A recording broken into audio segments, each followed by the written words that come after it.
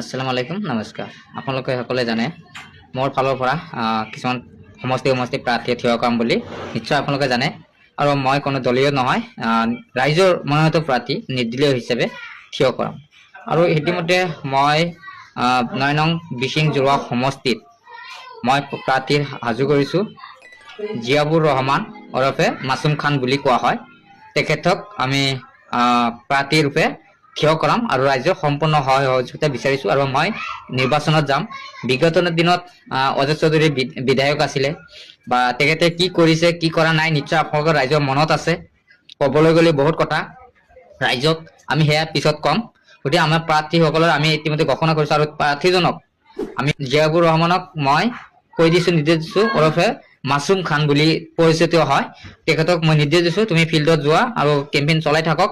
মই ঈদৰ কাৰণে বা ৰোজাৰ কাৰণে মই অলপ প্ৰব্লেম হয়, সেইকাৰণে মই যাব পৰা নাই।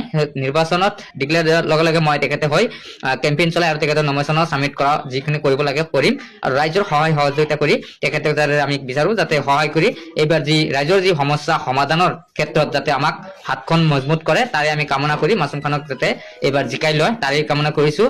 আৰু বিশিং জৰুৱা সমষ্টি উন্নয়ন কাক কয় এইবাৰ দেখুৱাই দিম, ফ্ৰীডম কাক কয় দেখুৱাই দিম।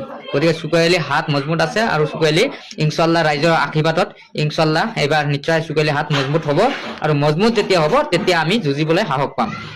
গতিকে যুদ্ধ হ'ব, খেল হ'ব, আৰু আমাৰ মাছুম খানৰ খেল হ'ব। তেখেতে জিকিব ইনশাল্লাহ। ৰাইজক আমাৰ সহায় সহযোগিতা কৰিছে, আৰু ৰাইজক আমি সহায় সহযোগিতা বিচাৰিছোঁ। ইনশাল্লাহ আমাক সহায় সহযোগিতা কৰিলে হ'ল।